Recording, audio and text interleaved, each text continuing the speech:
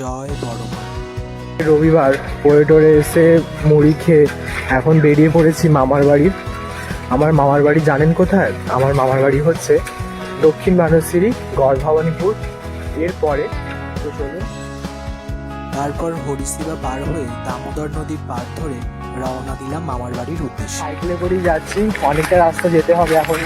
সেই বানরসিরি এই বেরোলাম বাড়ি থেকে। চলো আপনাদের সবাই বাঁধের কাছে চলে এলাম। নিচে দেখতে পাচ্ছেন আমি এবার সাইকেলেই ট্রাভেল করি, যেখানে দূরে বা কোথাও যাই সব জায়গায় সাইকেলেই যাই। দেখতে বাঁধে উঠে পড়লাম। তো এই দেখুন দামোদর।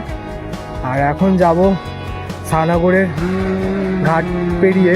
চলুন আজকে জার্নিটা। এই যে সাঁকোটা দেখতে পাচ্ছেন এটাই সানাগড়ের সাঁকো। তো এই সাঁকোটা পেরিয়ে ওপারে চাচা রোড পেরিয়ে গড় ভবানীপুর হয়ে আমি মামার বাড়ি যাব।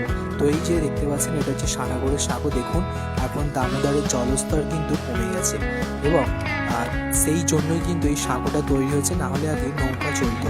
তো দেখুন এটা হচ্ছে দামোদর নদ, আর কি সুন্দর দৃশ্য দেখুন। তো আগে 5 টাকা ভাড়া ছিল, কিন্তু এখন ভাড়া হয়েছে জানেন কত টাকা করে? 8 টাকা করে। আগে নৌকা চলতো, ভাড়া ছিল 7 টাকা, কিন্তু এখন বাসের বলে ভাড়া হয়েছে 8 টাকা করে। ভাবুন একবার কোথায় মার্কেটটা গেছে। কোথাও ধান কাটা চলছে, আবার কোথাও আলু বসানো চলছে।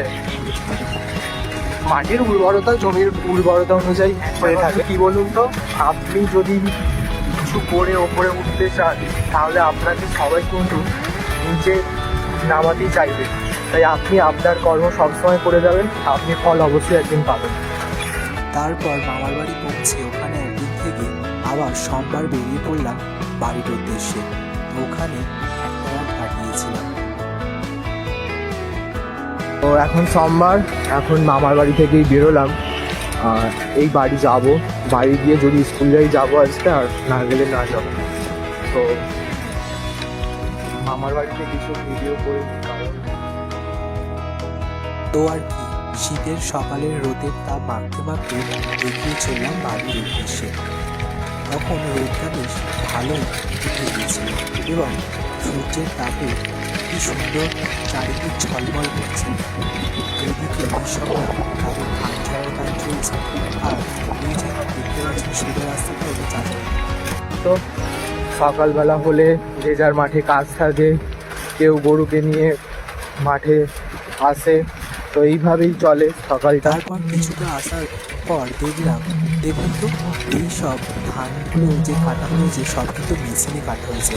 আর এখানে যে দেখলাম একটা জিনিস দেখে ভালো লাগলো, কি বলুন তো, এখনকার দিনে সবই ধান কাটা হচ্ছে মেশিনে, কিন্তু এখন এটা দেখলাম পায়ে করে এক পা দিয়ে এক পা দাঁড়িয়ে যেমন ধান কাটে, সেটা কম দেখতে পাওয়া যায়। তো সকালে দেখলাম সুন্দর স্বর্ণালী আলো ধান ক্ষেতের উপর পড়তে যেন মনে হচ্ছে ধানে যেন সোনার চাষ হয়েছে। এই জন্যই আমরা বলি ধানকে সোনার ফসল। হরিসেবা মার্কেটের কাছে চলে এসেছি, আর কিছুক্ষণ বাকি বাড়ি যেতে। চলো আজকের ভিডিওটা একটু লং হবে, কারণ অনেকটাই দেখাবো আপনাদের কি করলাম না করলাম। চলো। তারপর আবার হরিসেবার কাছাকাছি চলে এলাম। এই যে স্কুলটা দেখতে পাচ্ছেন, এই স্কুলটার নাম সবাই কমেন্টে জানাবেন, আপনাদের সবাই চেনা জানা। আমি সাগর। আমার কন্টেন্ট যদি, আমার ছবি তোলা যদি আপনাদের ভালো লেগে থাকে, অবশ্যই আমার পেজটিকে সাবস্ক্রাইব করে পাশে থাকবেন। সকলের জন্য শুভকামনা রইল। নমস্কার।